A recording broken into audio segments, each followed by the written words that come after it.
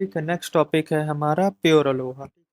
Pure Aloha मतलब one of the simplest था, जो सबसे पहले एल्गोरिथम बनाया गया था। ठीक है, मतलब ये था ओरिजिनल एल्गोरिथम जो अलोहा में बनाया गया था। ठीक, इसके आगे स्लॉटेड अलोहा भी है जो इसी का मॉडिफाइड वर्जन है। ठीक है, प्योर अलोहा में बेसिक कॉन्सेप्ट है कि जब भी जिस मतलब स्टेशन का मन आएगा, जिस भी सेंडर का मन आएगा, वो जब चाहे अपने फ्रेम भेज सकता है। ठीक है, अब इस रैंडमनेस की वजह से ऑब्वियस सी बात है कोलिजन्स होंगे। ठीक है, तो सबसे पहले एक चीज़ देखते हैं कि इसमें वनरेबल टाइम क्या होता है। मतलब अगर कोई स्टेशन अगर एक फ्रेम भेजना शुरू कर देता है किसी टी टाइम पे, ठीक है, तो कितने टाइम मतलब इसके अराउंड क्या टाइम की रेंज होगी जिसमें अगर कोई और दूसरा स्टेशन भी फ्रेम भेजता है तो कोलिजन हो जाएगा हमारा। ठीक, मतलब हम ये कह पाएंगे कि अगर इस टाइम के बाद कुछ समथिंग प्लस या कुछ समथिंग माइनस इसके अराउंड किसी और ने भेज दिया, अगर फ्रेम जनरेट कर दिया उसी चैनल पे, तो फॉर श्योर कोलिजन होंगे। ठीक है, तो उसी को हम वनरेबल टाइम बोलते हैं, यानी कि मतलब क्या वो टाइम होगा जितने टाइम में हम कोलिजन के लिए वनरेबल हैं। ठीक है, तो अगर मान लीजिए मैंने टी टाइम पे भेजना चालू किया है अपना फ्रेम, कोई स्टेशन बी था,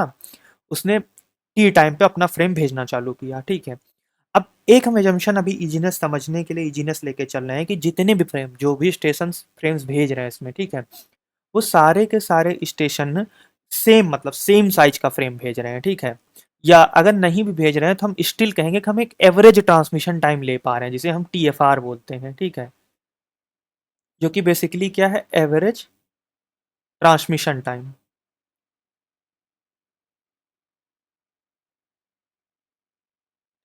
यानी जो भी लोग मतलब फ्रेम वगैरह भेज रहे हैं, जितने भी फ्रेम्स आ रहे हैं, मैं उनका अगर एवरेज ट्रांसमिशन टाइम को मतलब एवरेज क्या टाइम लग रहा है किसी एक फ्रेम को ट्रांसमिट करने में इन सारे स्टेशन के थ्रू, तो वो टी एफ आर है। ठीक है, तो अगर मैं टाइमलाइन की बात करूं तो अगर इसने टी पे भेजना चालू किया है तो T plus T F R पे ये फ्रेम इंड हो जाएगा भेजना, क्योंकि एक फ्रेम भेजने के लिए कितना टाइम चाहिए, हमें टी एफ आर टाइम चाहिए।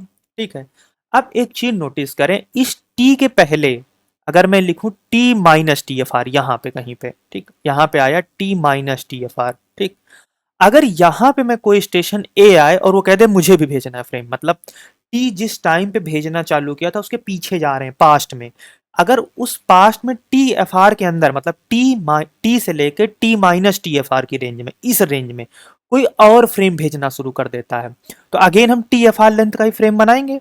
तो आप नोटिस करेंगे कि जो इस फ्रेम का ना, जिस स्टेशन ए ने भेज दिया है इस रेंज के अंदर, उसका देखो इंड वो है, जो इंड है वो स्टेशन बी के स्टार्टिंग से कोलाइड कर जाएगा।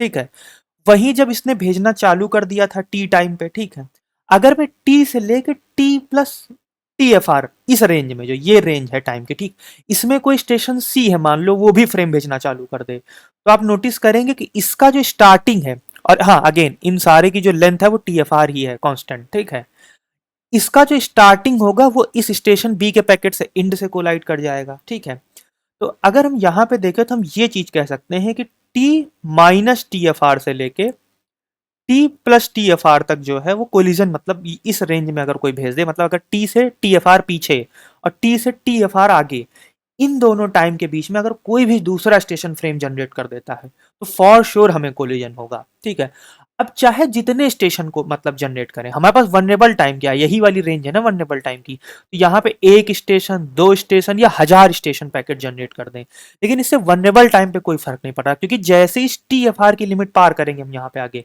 यहाँ पे जनरेट हो, जस्ट यहाँ पे जनरेट हो, तब कोलिजन नहीं होगा। प्रॉब्लम तब आएगी जब इस टी से माइनस एफ आर मतलब minus T F R range में या plus T F R range में यहाँ पे पैकेट जनरेट होगा, तब प्रॉब्लम है। तो हमारा वनरेबल टाइम प्योर अलोहा में क्या आता है,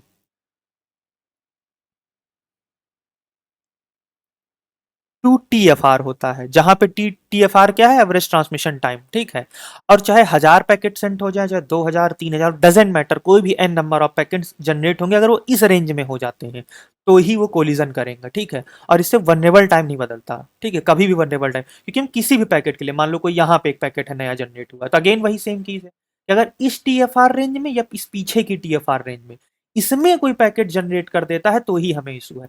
अब वो चाहे एक पैकेट जनरेट हो चाहे 1000 जनरेट हो, कोलिजन तो होने ही होने, ये सारे ही आपस में कोलाइड करेंगे। ऐसा नहीं कि मतलब अलग अलग जगह, मतलब ये सारे ही कोलाइड करने वाले हैं बेसिकली। ठीक है, ये कोलाइड करके ही रहेंगे। ठीक है, जो भी मैंने बोला था देखो उसी को बस लिख दिया हूँ क्लीनली। देखो टी एफ आर क्या था, average transmission time for any packet. Vulnerable time को बोलोगे क्या, ठीक है, time in which there is a possibility of collision, ठीक है, वो वन टाइम जिसमें कोलिजन की पॉसिबिलिटी हो, मतलब अगर इस टाइम फ्रेम में, इस टाइम लिमिट में, मतलब टी के अराउंड इस टाइम लिमिट में अगर कोई और जनरेट कर देता है फ्रेम, तो पॉसिबिलिटी है कि कोलिजन होगा, ठीक है। ये उसी का डायग्राम है। टी एफ आर हमारा फ्रेम था, तो देखो अगर टी से इधर आगे की तरफ टी एफ आर रेंज में कोई पहले ही पैकेट जनरेट कर दिया टी एफ आर कंप्लीट होने से, तो यहाँ कोलिजन हो गया। और यहाँ पे अगर इसके पीछे टी एफ आर जाए और इसके अंदर ही कोई, मतलब इस टी से इस T minus T F R के बीच में कोई फ्रेम जनरेट कर दिया, तो भी हमें मतलब कोलिजन फेस करना पड़ेगा। इसको ऐसे भी कह सकते हैं, अगर मान लो कोई पर्सन यहाँ खड़ा, आप ऐसे कह दो कि मेरे आगे 2 मीटर और मेरे पीछे 2 मीटर, अगर इसके बीच में कोई दूसरा अगर ह्यूमन आ जाता है तो मैं वनरेबल हूँ, ठीक है। अगर ऐसे कह दो, मतलब इस भाषा में समझ लो, तो क्या मेरा वनरेबल डिस्टेंस क्या, आगे मेरी 2 मीटर, ये 2 मीटर, ये तो 4 मीटर है मेरी वनरेबल डिस्टेंस, ठीक है। तो वही मैं यहाँ भी लिखा हूँ, देखो, so the vulnerable time for pure Aloha is 2 TFR, ठीक है। जो हमारी रेंज टोटल टाइम निकल के आया, जो वनरेबल टाइम है किसी फ्रेम के लिए, वो 2 TFR होता है।